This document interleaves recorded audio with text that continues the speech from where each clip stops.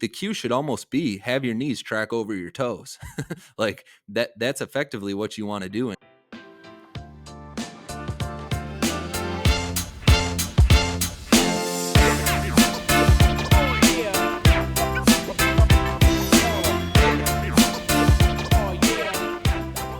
Hello, everybody. Welcome back to another episode of the Better Basics Podcast, the least pretentious fitness podcast on the planet. And I think we're doing a pretty good job with that so far. I feel like when we talk to the people, we keep it pretty casual and we keep it, keep it in a language that they can understand. So I mean, let's pat ourselves on the back for a second. Keeping it casual. But before we get into the practical fitness advice, it's Olympic season, and I wanted to talk to you about something. Last week, you mentioned, you gave yourself enough time to train. You genuinely thought that you could make the Olympic badminton team, right? I mean, you're on the I record stand by saying that. it. Okay, cool. I think we have a bigger fish that we need to fry here, and that is the USA men's 3-on-3 basketball team. Are you are you up to date with what's going on in the 3-on-3 world? The only thing I know about it is Jimmer Fredette's on the team. Is that true? Jimmer's on the team. He was hurt. He still played, but they didn't make it into to the medal Oh rounds. no. They got absolutely destroyed. And so I don't know, you and I, we played a lot of basketball together. You were significantly better than I was, but the 3-on-3 game seems to boil down to a lot. It's the pick and roll seems to be, a big thing there. And that was our bread and butter. So I, I don't necessarily think we're the guys, but maybe we could consult. You want us to Uh, coach? I don't know. I don't know what they need. But seriously, I guess I'm confused as to why Jimmer Fredette is our number one 3-on-3 option when we've Well, got a think about whole what it takes league. to end up on the 3-on-3 team. I mean, Yeah, right? Like that's not our cream of the crop basketball player.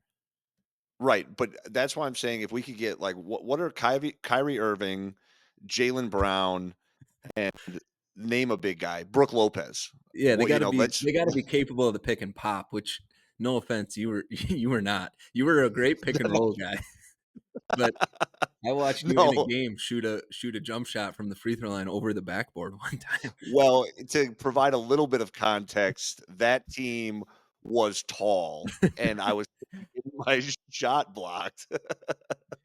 But no, I don't even think I was that good at the roll. I think I was good at the pick. You were a good I think I picker. was good at the pick part. Yeah, you Yeah, football body.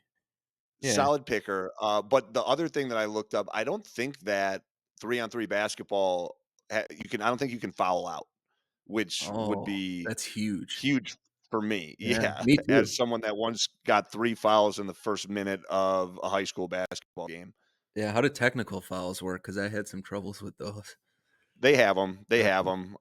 But yeah, so we're gonna keep workshopping this, but there might be some sort of partnership with USA Basketball because we just we're proud of we're proud of our country's efforts, but I think we can do better. yeah, I gotta tell you that after I made my badminton comment, I saw an article on ESPN.com. There are 5 events in the Summer Olympics that the USA has never medaled in, and badminton's one of them. That's ridiculous. So, I mean, we gotta talk about an we gotta just opportunity. that's huge. That'd We be just huge for gotta the podcast. we gotta crowdsource some funding to give me 1 year to train, and we can get the US its first Olympic medal in badminton. I'm convinced of it. Yeah, we gotta see what Coach Kihas is up to.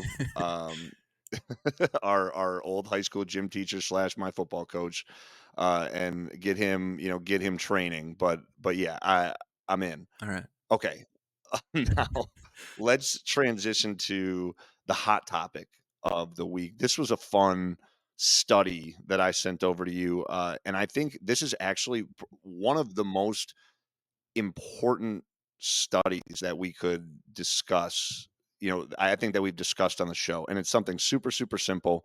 Why don't you break it down for the people? Happy to. And we should say we get a handful of these hot topics from this Instagram account, Menno Henselmans, and he does a world class job of looking into relevant fitness, health and fitness research, and then communicating it in a really digestible way.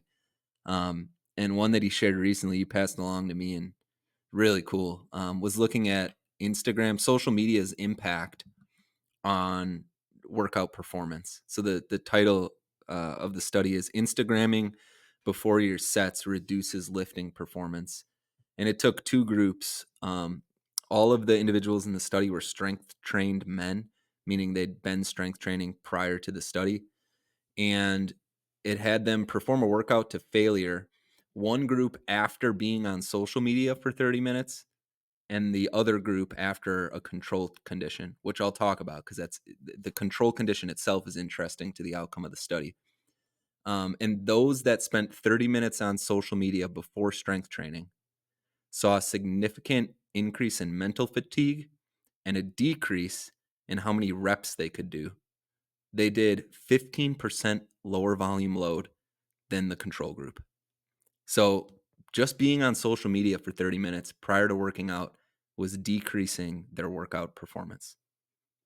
And Fascinating. I think, yeah, and it's really important because, if you are strength training in the gym nowadays, you are going to have time in between your sets where you need to rest. And the easy thing to do is just find a bench, bust out your phone, scroll for a little while, and then get lost. Eventually, look up at the clock and be like, "Oh yeah, okay, I guess I should do my next set," and then keep rolling. And we think, well, yeah, I got to rest. I need to spend this time recovering. So what's the harm?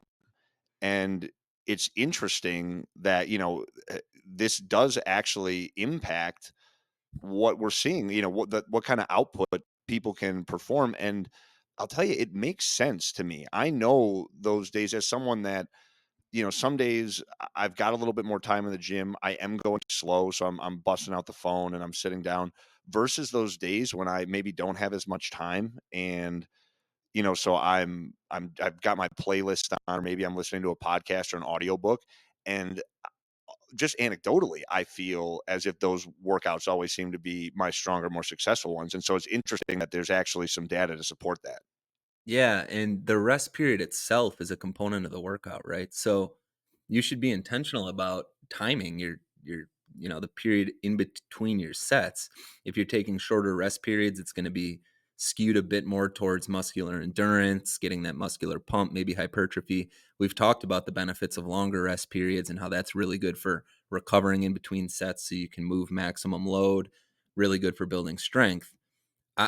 I the minute you sent me this, I put a old school stopwatch in my Amazon cart because I bring my phone for the purpose of timing my rests in between my sets, but I always find myself scrolling social media in between, and then the little timer goes off, and the time it isn't an issue, but man, like to know the impact that this can have, and I think we want to talk a little bit about maybe why. And Yeah. interestingly, as I noted at the top, the control group wasn't doing nothing. The control group was watching a NASA documentary for 30 minutes. So Yeah. so you had one group for 30 minutes scrolling Instagram, and then the other group was sitting learning something, watching a 30-minute long NASA documentary. So Yeah. it tells us a couple of things, I think. One, the type of content that you're consuming matters a ton. Not just for working out, but for just general, mental fatigue, mental stress. And this is telling us that educational content is definitely less fatiguing for our brains and our bodies.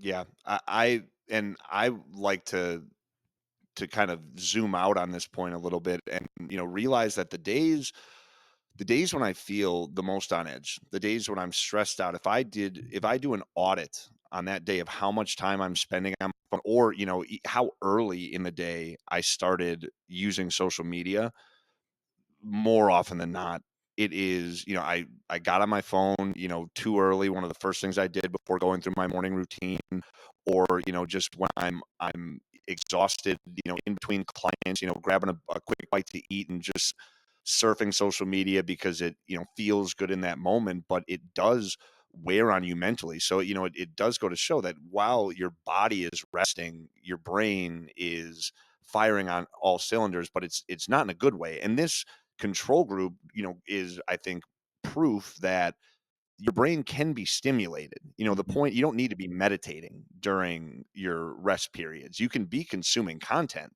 but if you're going to, it should be something that actually has some value and a benefit to your life. 100%. Yeah, I mean, social media As are all NASA documentaries, by the way.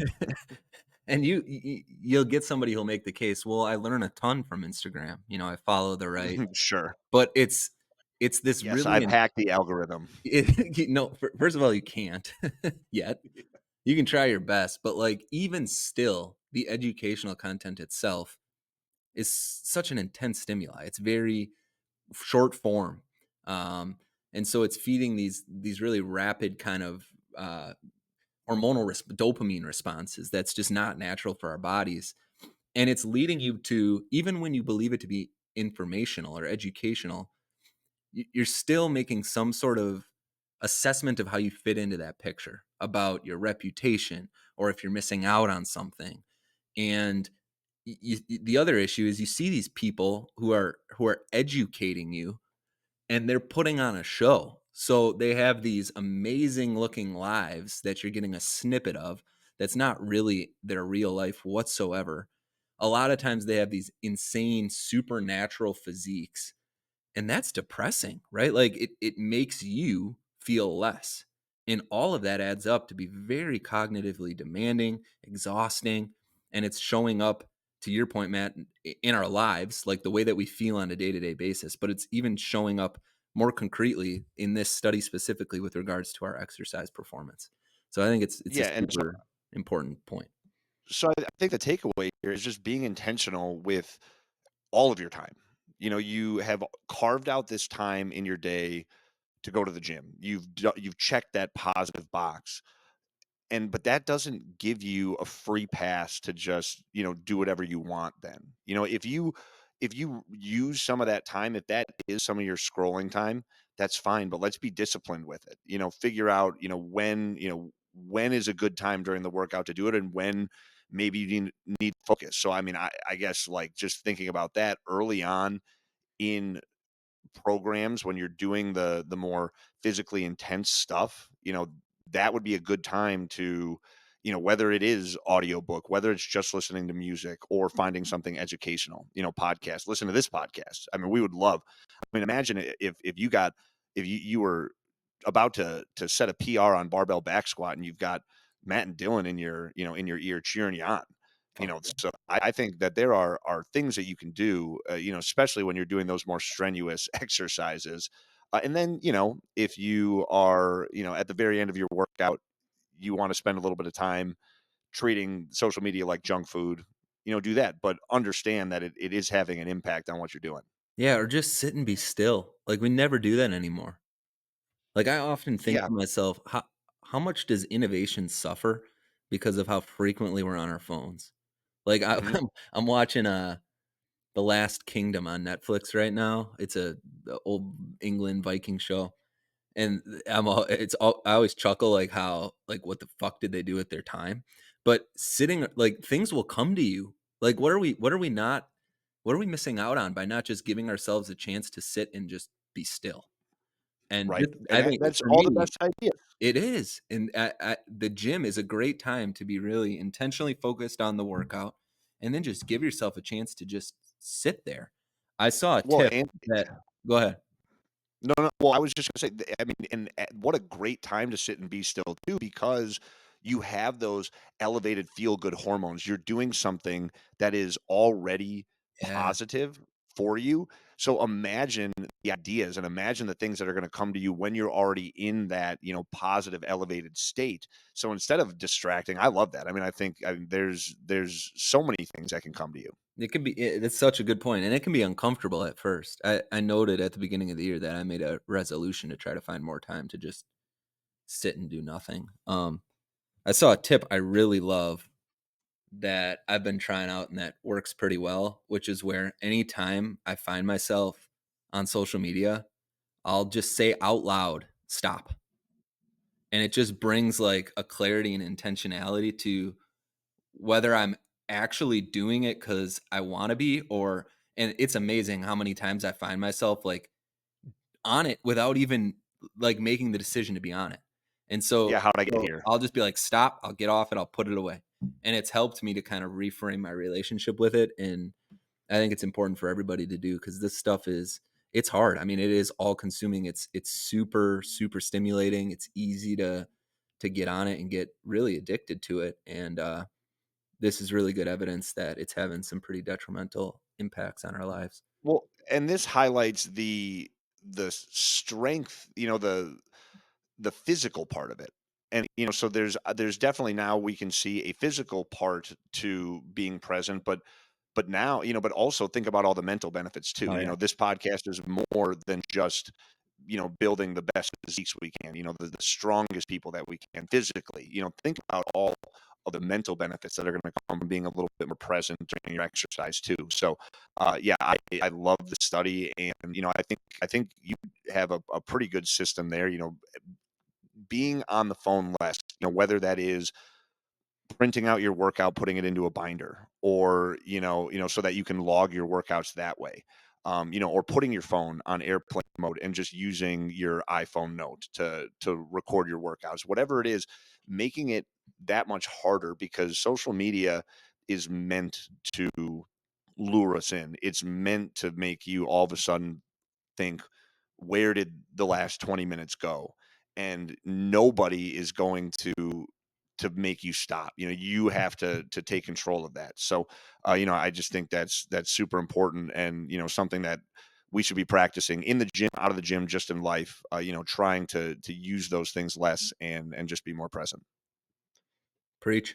All right, ready to transition to the big topic of the day. Yes, sir. So this week we are talking about the cues that you hear most often in the gym and why they're not always the best for you. So that's the things that, when you're just walking around the gym floor, maybe you lifted weights when you were in high school or college and you heard a trainer or a coach say these really specific things. And a lot of this stuff, I mean, all of this stuff are just common gym phrases nowadays. But they're not always used correctly. So we just want to go through a few of the things that we hear the most and things that, even as coaches, I know that I catch myself saying, and it's not as if we need to get these phrases out of the lexicon. It's just understanding what they really mean and when they're applicable.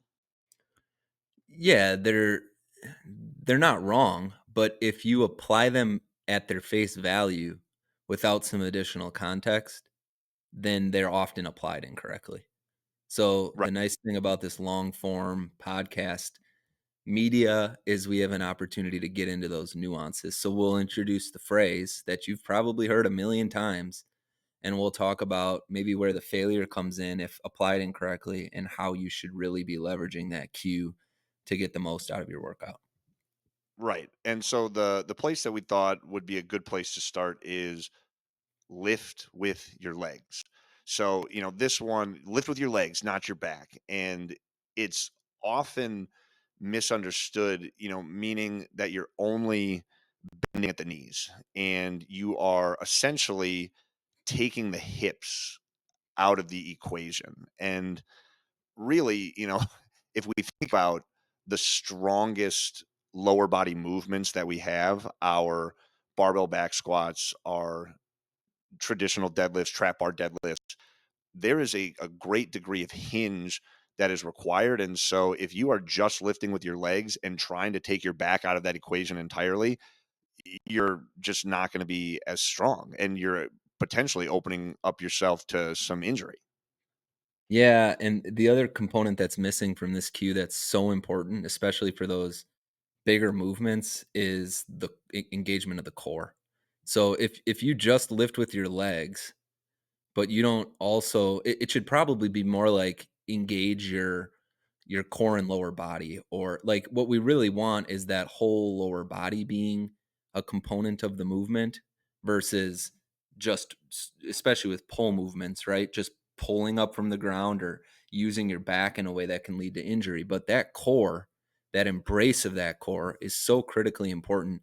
And when you combine that with putting some emphasis into the push of the legs, you'll find yourself doing the movement more safely. You don't want to just bend at the knees and use your that knee joint to be lifting these heavy weights. That's going to lead to injury.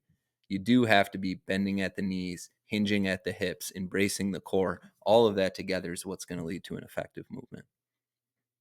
Yeah, and that tends to, be a little bit more front side dominant than if I am lifting through my legs traditionally, I'm going to be pressing a lot more through the quads. I'm going to be, probably pressing a lot more through the front of my feet, and I'm not going to be in that stable balanced position. And so lifting with your legs, well, yes, we don't want to have our, if we're going to do a deadlift or a squat, we don't want our legs to be inactive and we're just using our back exclusively, but we Mhm. need to make sure it's an entire system that's working together.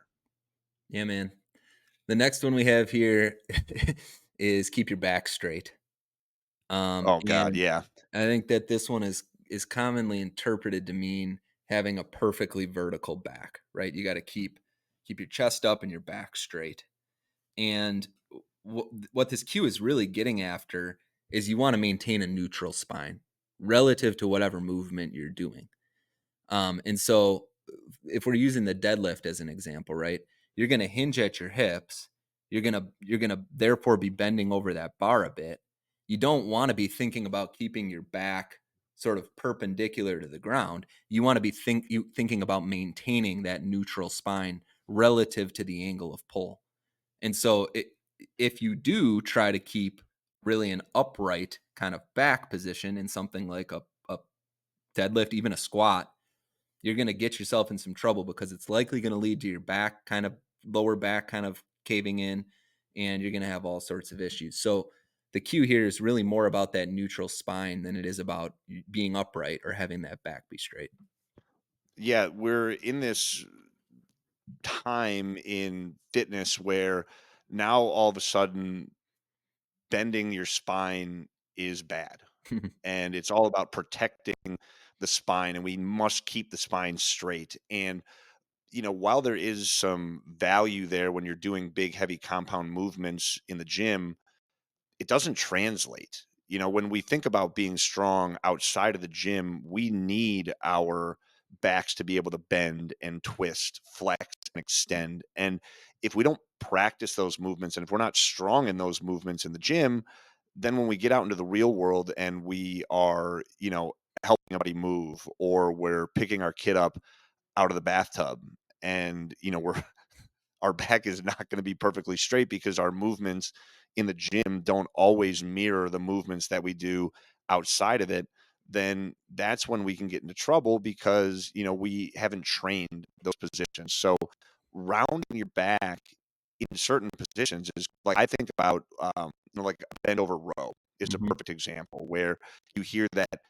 keep your back straight, where really we need that upper back to round a little bit, especially at the bottom of that movement to one allow for total extension of those muscles, but also to make us strong at that end range of motion. If we are constantly trying to pull our back into a straight position, it's one, it's going to be uncomfortable, but it also just doesn't translate well to the stuff that we do in the outside world. Yeah, and So this unless next one, yeah, well, I was just gonna say, unless you're seeking maximum, physique, you're a bodybuilder, or you're a power lifter trying to lift as much weight as possible, you really shouldn't be lifting so much weight that a little bit of bend in the back or the spine is gonna lead to injury, right? Like this becomes infinitely more important if you're pulling 500 plus pounds off the ground.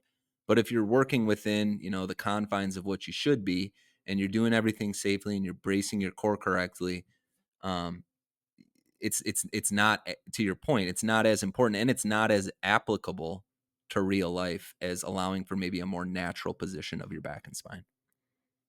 Yeah, well, and this next one goes hand in hand with it. And this is actually when I was going through the list, this is one that personally I had to unlearn, and that is chest up. So when I was taught to squat back in high school, this was in the chest up, eyes up day. And even, when I first started getting back into strength training again just a few years ago, when I was doing barbell back squats, my eyes were focused on the ceiling. And what the cue is meant to do is to promote good posture and good form, but if we just arbitrarily keep our chest up at any cause necessary, what we ultimately end up doing is causing extension in that low back. And we're going to end up, you're going to end up feeling that pinch in the low back. Whereas if you can maintain, again, this is where that neutral spine has a ton of value because it's maintaining a core brace, drawing that belly button back into spine, and allowing your body to move the way that it wants to. I think so often we see YouTube videos of Chinese weightlifters that just have the perfect form in every single move that they do. And we think that we have to emulate that. But we're not Chinese Olympic weightlifters. We have different body types. We have, different levels of skill and certain imbalances. And so we can't force a cue just because we think that it's what it's supposed to look like. And that is one thing that ever since I was able to, kind of think less about that and more about that neutral spine, not only have I gotten stronger, but I feel a heck of a lot better when I do it. Yeah, this is a huge one with the squat. I was the same way. I really had to unlearn this. And especially if you're doing a lower bar squat where the bar is a bit lower on your back, your your chest is almost down at that point to some degree. And I think the other risk that comes with this is I've worked with some people where we've been doing some squatting, and you can see they're trying to keep their chest up, and therefore their neck is really stretched and extended, and it's going to lead to some neck injuries too.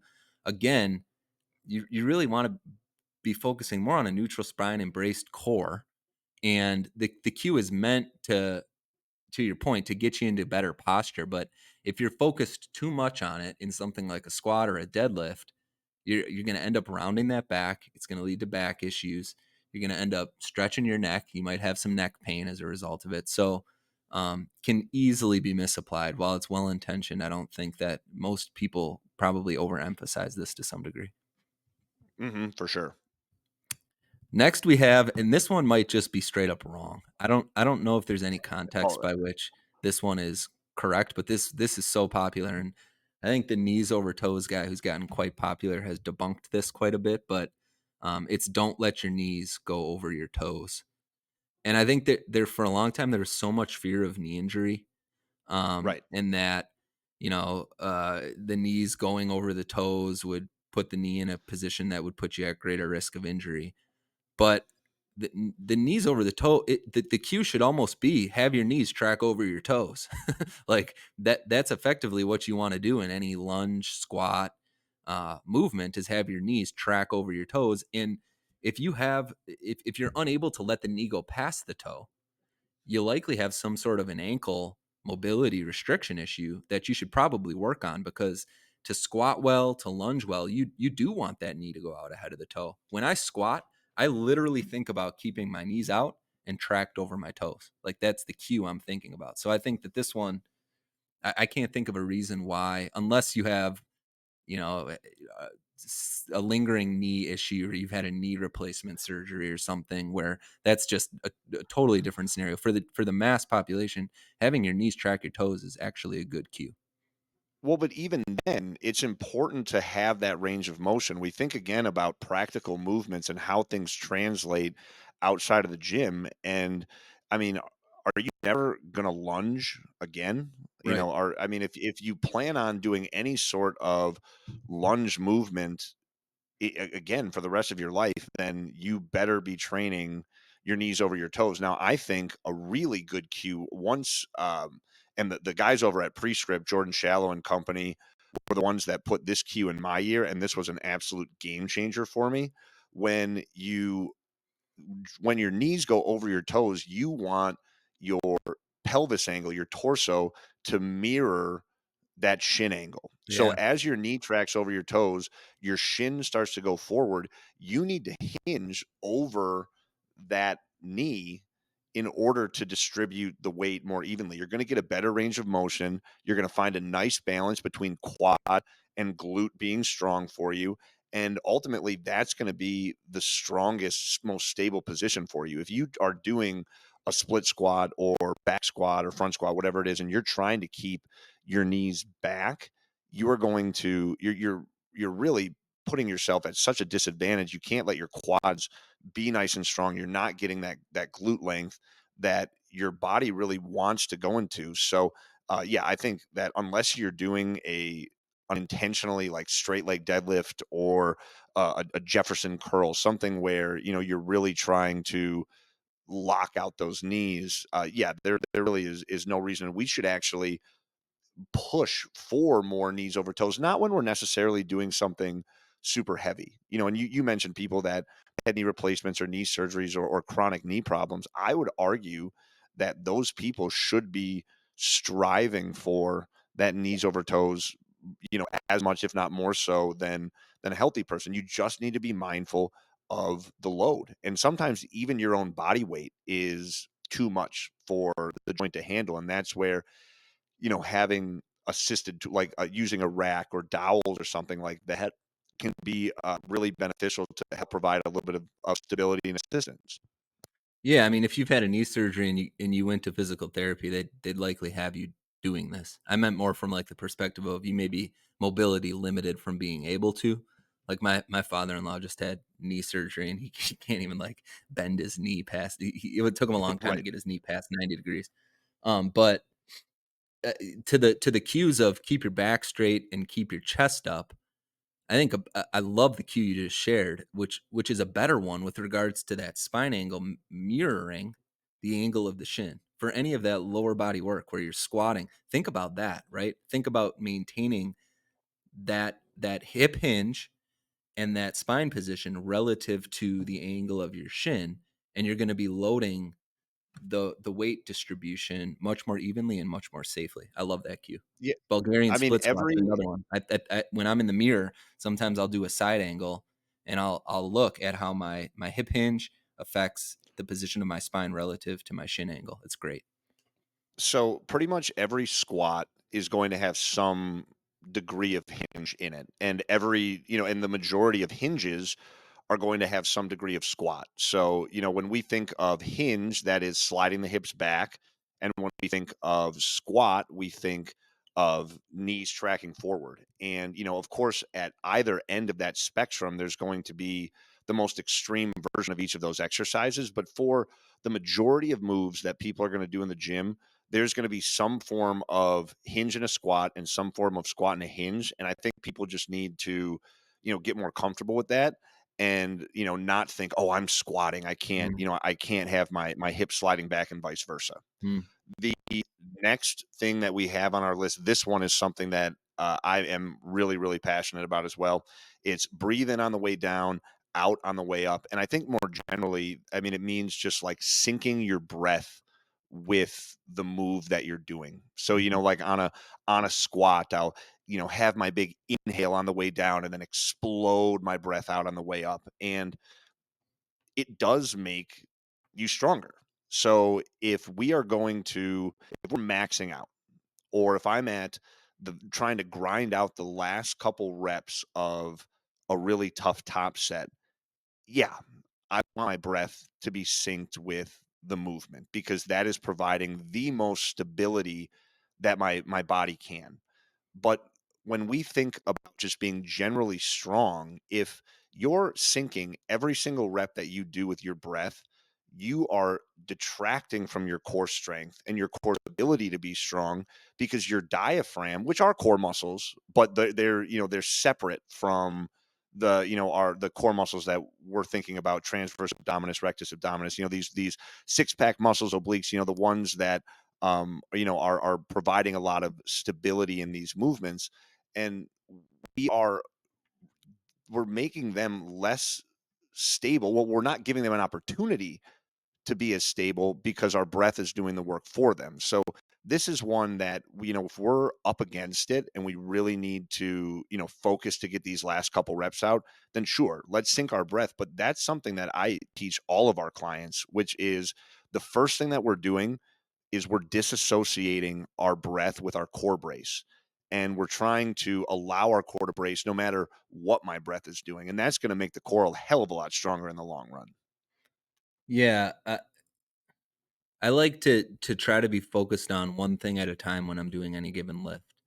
And if I'm lifting really heavy weight, to your point, then I'm going to focus more on my breath. And a lot of times, it's not a breathe in on the way down, breathe out on the way up for me.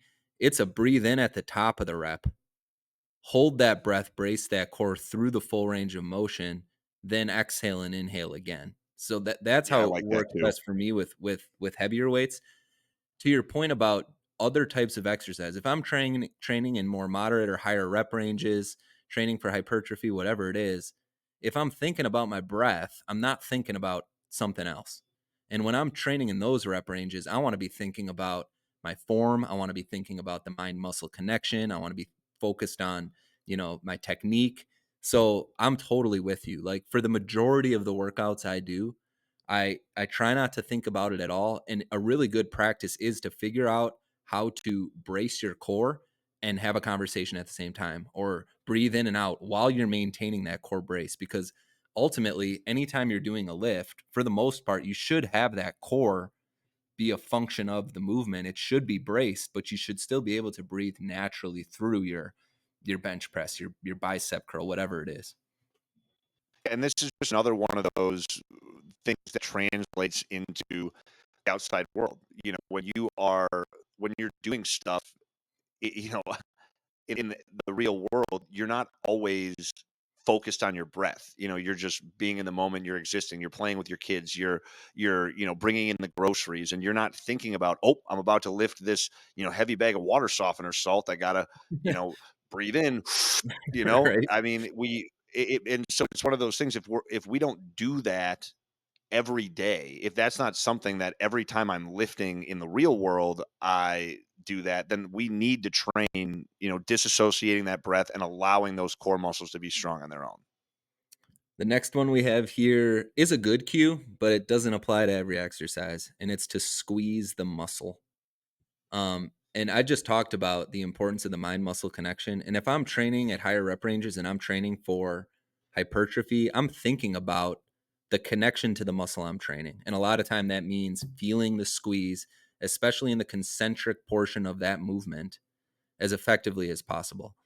Where I think this gets misapplied is when you're training for strength and you're training at heavier weights, and especially with a lot of the compound movements, because when you're doing that, you really want to be engaging your entire body, the strength that your entire body can produce to move that weight. And if you're doing 4 reps of squats with a significant amount of weight on the bar and you're trying to feel the squeeze in your glutes, you may be sacrificing from your engagement of the core or from your quads or other components, your back, the lats. All this stuff should be engaged. And so when it's not really an isolation exercise focused on a specific muscle, or you're in a or a lower rep range where you require, kind of multiple muscles to be engaged, I, I would throw the squeeze the muscle cue out altogether.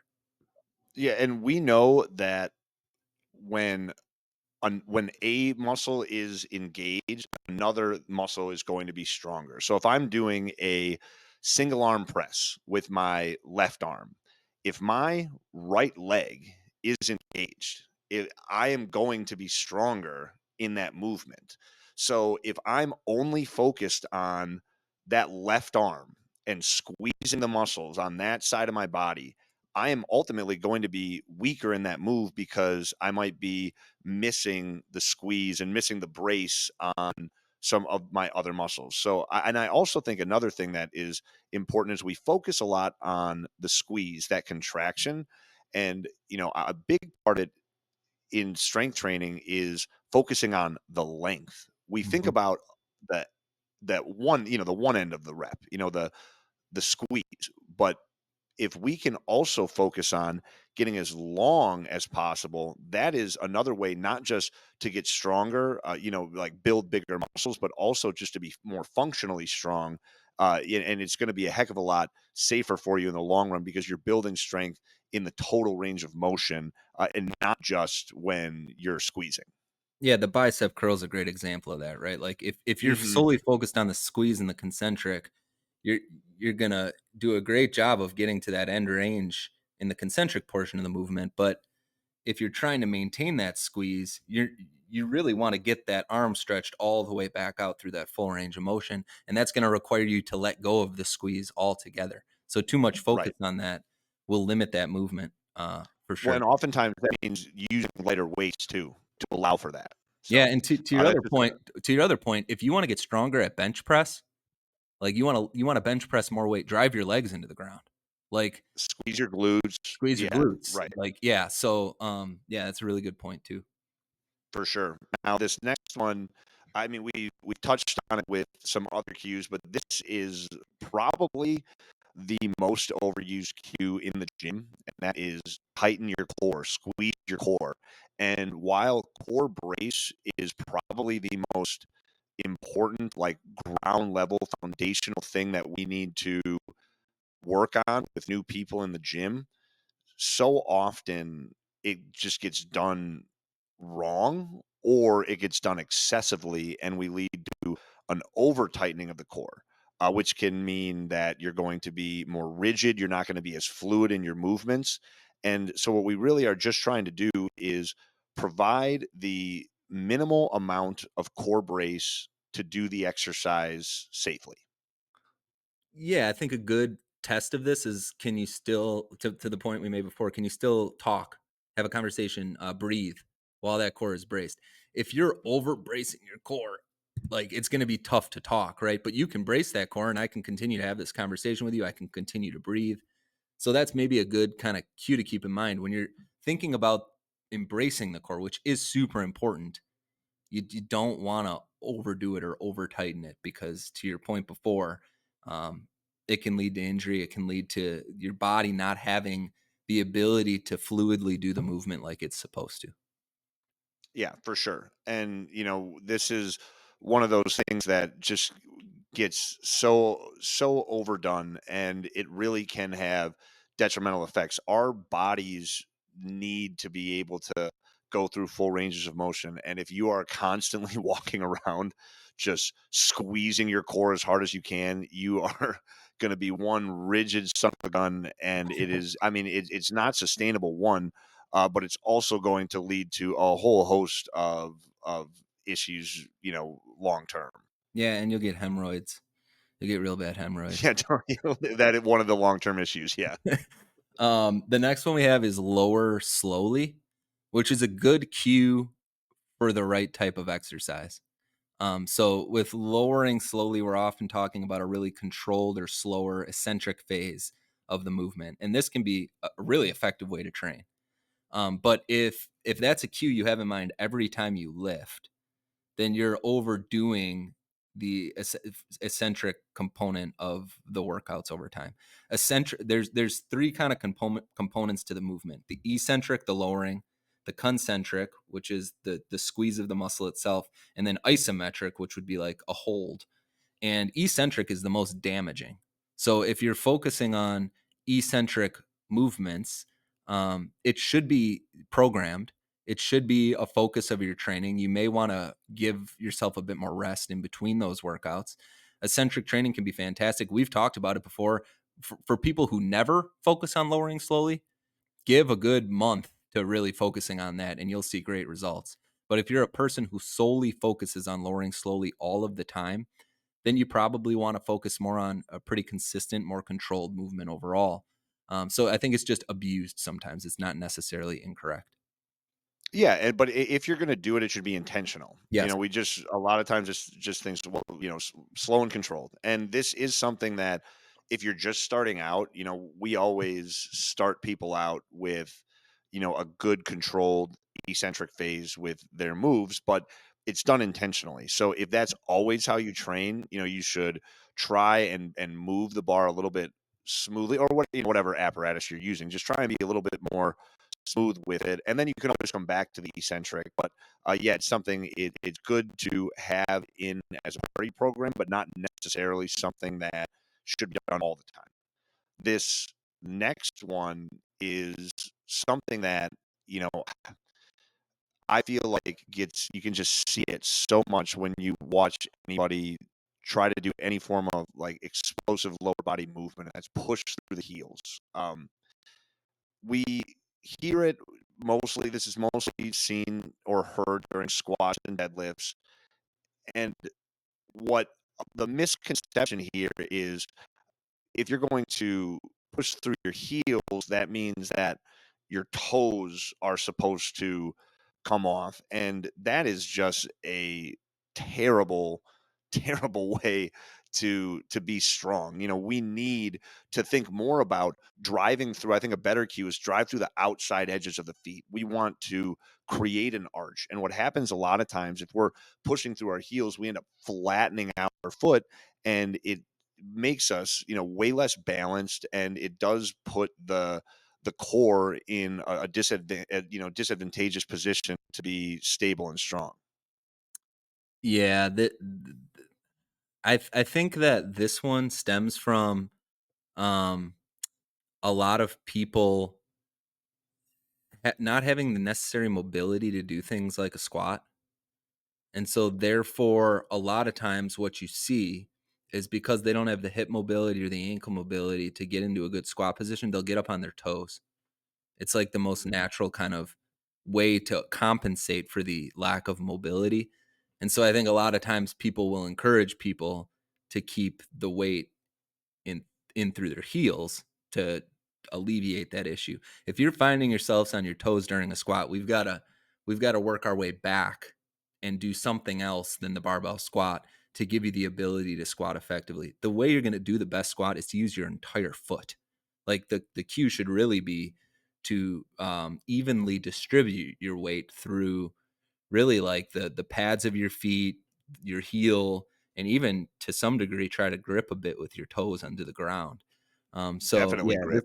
Yeah. this one can definitely be misapplied, and I think that's where a lot of it probably comes from. Yeah, and one thing that you can do if you're somebody that does struggle to keep your heels down in a squat or a hinge movement, one thing that is really in vogue right now are using heel wedges, some sort of heel elevation, Mhm. whether that is just taking like, 5 or 10 pound weights and putting them underneath your heels, or now they have, full on blocks that people can use for that. It's a really good way if you do seem to lack some of that range of motion. It's a good way to be able to complete the movement. We shouldn't rely on really any of these outside apparatuses to do the moves entirely. It should be something that we use for a while, but then we're practicing. We're figuring out why we struggle in that position, and then what we can do to get closer to being able to keep that heel down. But I think that's, like you said, a big reason why a lot of people think about driving the heels down into the ground is because they do lack some sort of, whether it's ankle mobility, hip mobility, quad strength. There's a bunch of reasons why that could happen. And so you can use that, heel wedge or some sort of elevation to, kind of hack the body position to get into those moves. But we should also be working on why that is happening, and what we can do to fix it. The last one we have on the list, I think, is actually a really good cue. It's just often misapplied or over exaggerated. So this cue is to keep your shoulders back and down. And this cue is important because we spend so much of our lives. If you're watching this, you can see how I'm sitting right now. My shoulders are up and rolled forward. And so that's sort of become like the natural position for most people. Now, when you're working out, when you're moving weight, whether it's a deadlift, this is really applies a lot to pull movements, but even push movements to some degree. You want Yeah, to like a get heavy barbell bench press for you bet. sure. Yeah, you wanna get your shoulders to a more natural position, and the way that we do that, because we're so often like this, is by moving them back and moving them down some, and that gets you into a natural neutral position.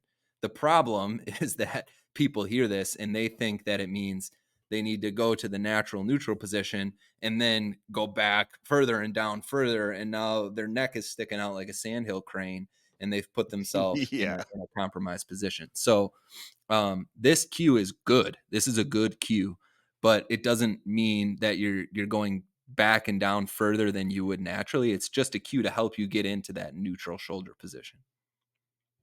Yeah, and I don't even like so shoulders back, and this is very similar to the core brace thing, where the thought is good, but we just take it too far, Yeah. and it's not as if, like you said, the cue is bad. It's just that we overemphasize it. We have these muscles in between our shoulder blades called the rhomboids, and those are some of the major muscles that are responsible for pulling those shoulder blades together. That along with traps, those are the main muscles that cause that action. The rhomboids actually have muscle fibers that go up.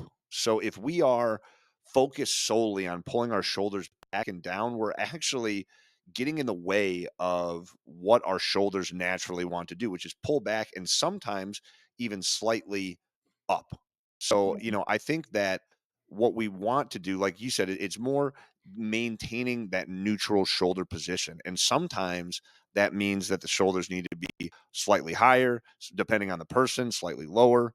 But this isn't one of those things where naturally it's just like, okay, I'm going to do a deadlift. I need to get my shoulders back and down. And then what tends to naturally happen there is now all of a sudden my low back is arched, and now I'm in that kind of like chest up, eyes up position that we talked about already, not being the best for those moves. So yeah, again, this is just something that has gotten overdone, and you just need to make sure you understand what the goal of all of these cues are, and how you can toss some of them out because they don't apply to you, and which ones you can focus on. But we just need to make sure that everything that we're doing in the gym is super intentional, and sometimes Yeah, these and cues they just put us on autopilot, and we just end up losing the main focus. yeah, I think of it kind of like for anybody that plays golf. Um, when you're standing over the golf ball, you're gonna play really shitty golf if you're thinking about like 3 or 4 different things in your golf swing. Like, I got some golf lessons earlier this summer, and I was just thinking way too much over the ball. A good golf coach will tell you to have, like, one swing thought, right? That one thing that you wanna focus on to get you in a good position, but from there, just be an athlete, right? Like, swing your swing, and I think a lot of that applies to strength training too. Like, you should go into that lift knowing, okay, here's my cue for this to help me get into a good position. And you should maybe have that one thing, maybe two things max that you're really focused on. But from there, be an athlete, like move the weight, make sure it's a safe amount of weight. Otherwise, to your point, it's over. You're overthinking it. If you start to apply too many of these at the same time, you're probably putting yourself in not such a good position to move that weight as effectively as possible. So they're good cues. You should consider them, but think about how they apply to you, how they apply to a given workout, and figure out how to use them to your advantage. All right, I'm going to ask you the question because I got the question asked to me, um, and we have a friend actually who isn't eating lunch until noon, and so the question is, I'm doing intermittent fasting for calorie restriction. Should I stop or should I keep doing it? Well, it's a loaded question there, buddy. I think that if it's working for you, like it, then keep doing it.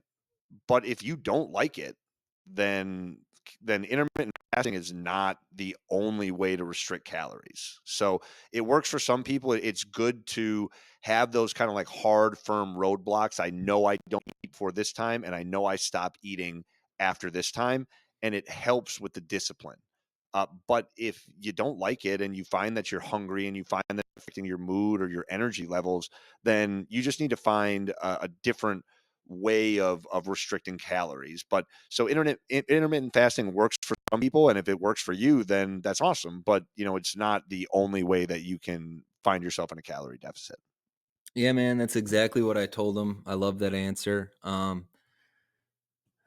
elaborate, maybe for a general public that may be wondering the same thing, I think if from noon to 10 p.m. you're eating like an asshole because you feel like you've restricted the amount of time that you're eating, then I would look to a different way to restrict calories. Um, and the other thing I told this person, and they're not currently doing much exercise or strength training, but if you start to strength train and you're focused on building muscle, if you're restricting calories for 18 hours a day, you're likely to have a harder time doing that. You're likely to have a harder time hitting the protein goals that you have. You're likely to have a harder time fueling your workout for the next day. So there's a few considerations where I think it doesn't really apply. If you look at the studies on intermittent fasting for weight loss, it doesn't really work in the long term for really the issues having to do with it being unsustainable for most people. But if it's sustainable for you and it works, and you're still getting your macro and micronutrient requirements and the amount of time that you are eating in any given day, continue to have at it. It's super nuanced and it's different for every person. That's it. All right. Now, before we have any more audio, visual, technical difficulties, let's end the show. First, by just saying, if you like the information that you're hearing, please head on over to thebasictrainer.com. We have a free 12-week at home fitness program, The Basic Home. We also have Basic Muscle, which is our flagship out of the box gym strength training program. You can find all that there. You can find some sweet merch, thebasictrainer.com. All right, Dylan, let's bring it home with the I Lift a Sad song of the week. It is your sad song. What do you got for us? I was looking through the playlist and it came to my attention that there is a band that's missing from this playlist that it's just a massive failure on our part. It's inexcusable. Ooh, I like that. Um, Okay. so my submission this week takes us back to 2007. Um, and it is 6 Feet Under the Stars by All Time Low. Oh man, classic. That is a classic. Little teaser. It did you see that it looks like All Time Low is re-releasing Dear Maria Count Me In? I didn't know that. That Yeah, I think I'm looking it's very Friday, and forward to. I think our boy Rustin Kelly might actually be singing on it. Is No way. what it seems like. He was teasing it. It seemed I don't want to get it. I'm connecting dots here, Dylan. But he shared some stuff on his story. All Time Low shared some stuff on their story. I don't know what the deal is yet, but I think it's this Friday. So be on the lookout, people, because that could be super special. And yeah, you nailed it. 6 Feet Under the Stars is a perfect one. I can't wait to get a lift into that today. You guys are the best. We love you so much, and we'll see you next time.